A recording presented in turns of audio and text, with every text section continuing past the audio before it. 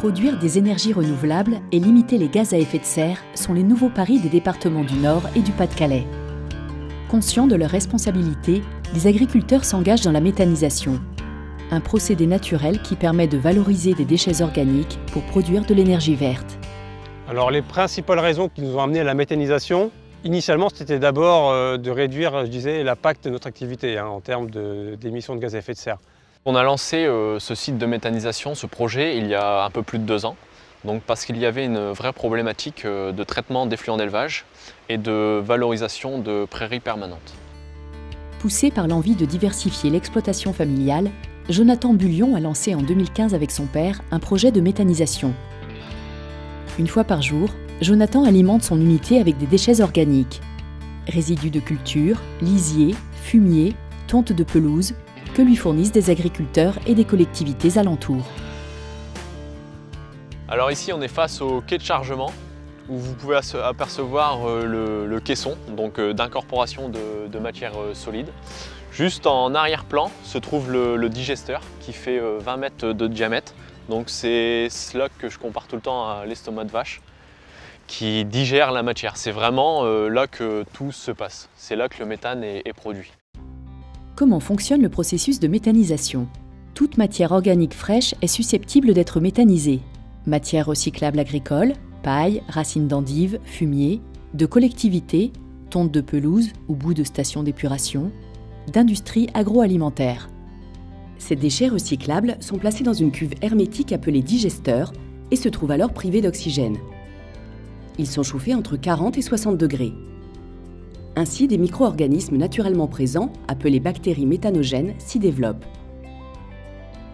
Pendant plusieurs dizaines de jours, ces bactéries vont lentement digérer la matière et produire un biogaz. À partir de là, il existe 2 manières d'utiliser ce biogaz.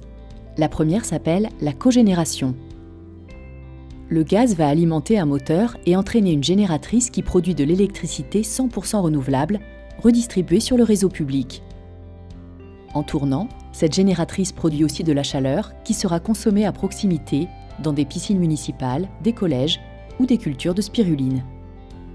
Sur cette unité de méthanisation, on traite quotidiennement 20 tonnes. 20 tonnes essentiellement de déchets verts. Il faut avoir l'idée que ça représente 2 millions de kWh annuels. Grosso modo, une maison consomme entre 4000 et 5000 kWh, donc en gros on peut alimenter 400-500 maisons annuellement. La seconde manière d'utiliser ce biogaz s'appelle l'injection. Elle permet de produire du biométhane, un gaz 100% naturel qui a une composition similaire au gaz de ville que l'on utilise dans les foyers. C'est le cas de l'unité de méthanisation de Pierre Paulet. Le gaz vert qui est produit ici, il est utilisé par les consommateurs, par les particuliers. Donc ça correspond principalement à des besoins de chauffage l'hiver, mais également à des besoins de gazinières ou d'eau chaude sanitaire pour les douches, etc., etc. Pour produire ce biométhane, il va falloir purifier le biogaz qui sort du digesteur pour ne conserver que du méthane pur. Le biométhane ainsi obtenu est alors analysé et contrôlé par GRDF avant d'être injecté dans les tuyaux de gaz urbain. Dans ces 2 types d'unités de méthanisation, cogénération ou injection, un résidu résulte du processus, le digestat. Le digestat est utilisé comme fertilisant naturel pour les terres agricoles et remplace ainsi les engrais minéraux. Alors ce qui est formidable avec la méthanisation, c'est qu'il y a 3 axes en fait de valorisation. Le premier, ça va être valoriser, de traiter les déchets qu'on produit sur nos exploitations agricoles. À partir de ce déchet, on va produire de l'énergie renouvelable. Et enfin, le 3e axe intéressant, c'est la production du digestat qui est utilisé pour fertiliser les cultures.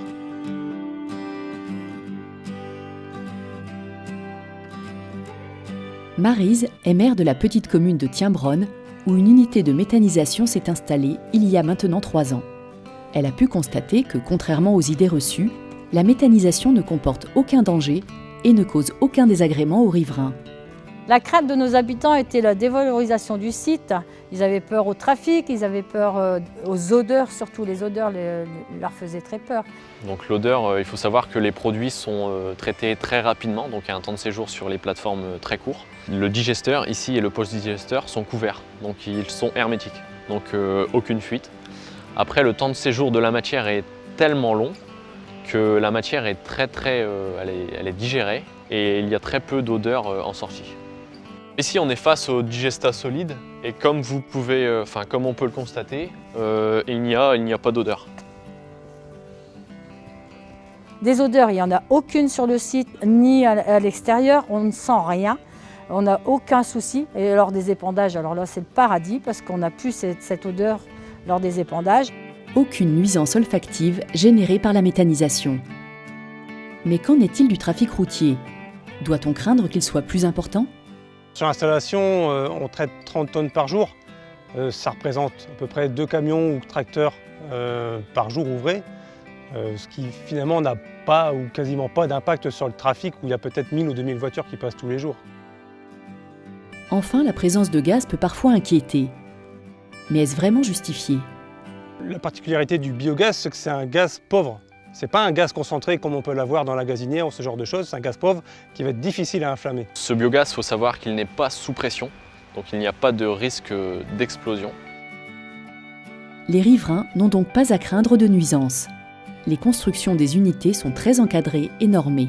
Même un volet paysager est prévu pour une bonne intégration des unités de méthanisation dans l'environnement. On a vraiment eu à cœur d'intégrer le site au paysage. Du coup, on a eu l'idée de barder les fosses en bois naturel pour vraiment que le site se fonde au paysage.